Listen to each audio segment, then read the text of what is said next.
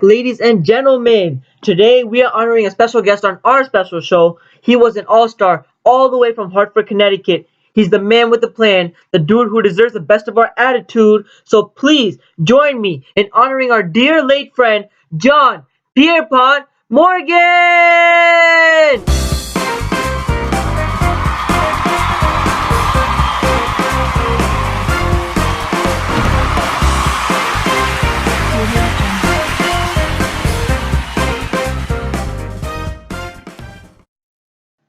In order to truly understand the greatness of our friend JP Morgan, let us go back to April 17, 1837. This was the day on which America will begin its journey to economic security and prosperity, due to an individual that was just born in Hartford, Connecticut, John Pierpont Morgan. Early on, he began to show signs of a great businessman, taking after his successful father, Junius Spencer Morgan.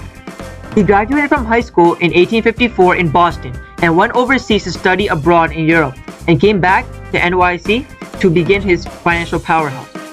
Starting off as an unpaid clerk at Duncan, Sherman & Company, which was an investment bank, he quickly moved up the ranks, soon even becoming an agent for the parent firm of this bank, George Peabody & Company.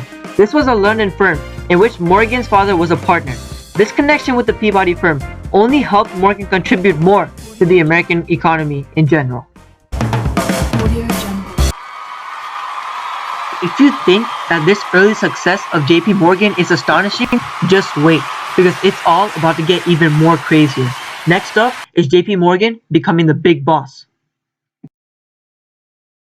The great success story of JP Morgan took an enormous leap in the right direction when JP Morgan partnered with Anthony Drexel, forming the significant enterprise called Drexel, Morgan & Company. The creation of this company led to a great source of U.S. government financing in 1871.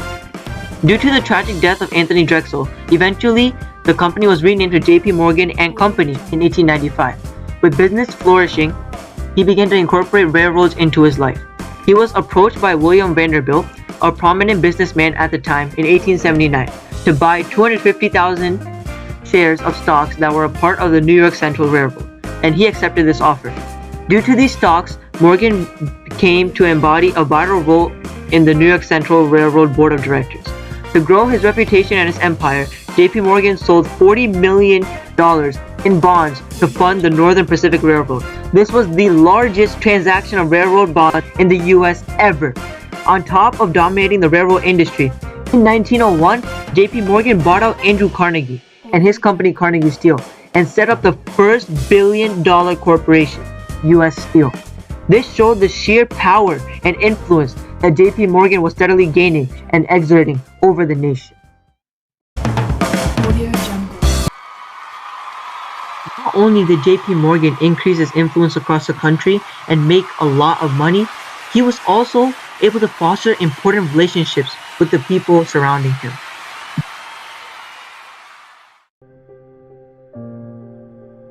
Creating bonds and friendships is key to success in the economic world. Morgan was able to accomplish these things. For example, a close friend of JP Morgan was Senator Nelson Aldrich, who was the chairman of the U.S. Senate Finance Committee. Together, these two men were able to create study reforms to the financial system after the Panic of 1907. Now, although living a life full of economic prosperity is important, living a happy personal and social life is essential as well. JP Morgan had been married twice. First, to his first wife, Amelia Sturgis, and to his second wife, Frances Tracy Morgan. Together, JP Morgan had 4 children: JP Morgan Jr., Anne Morgan, Louisa Pierpont Morgan, and Juliet Pierpont Morgan. These children, along with their father's economic empire, were the legacy of JP Morgan.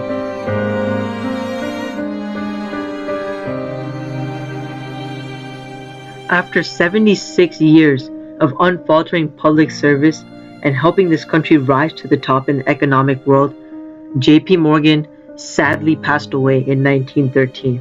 The death of Morgan impacted society as a whole, leaving people to wonder about his legacy. The man behind the great success of the financial world left us 4 children with his business and fortunes acquired over the years. Hopefully, these young individuals can continue to carry out the work of their successful and skilled father as he had once done.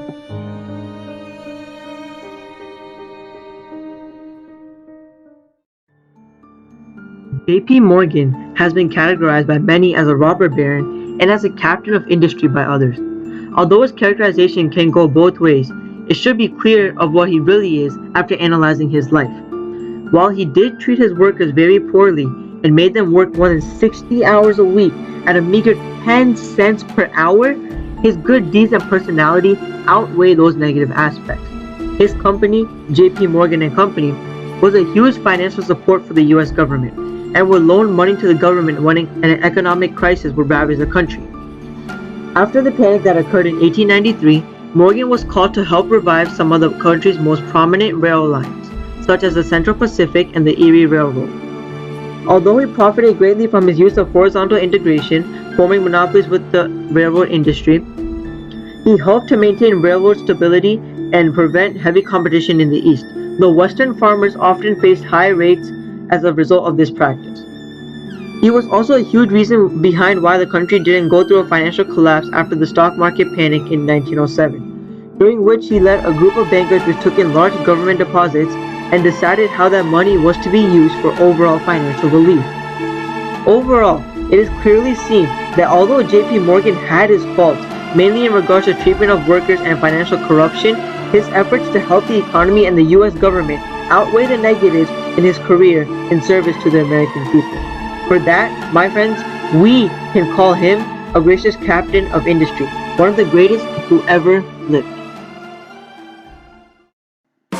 And that's a wrap for tonight's special commemoration.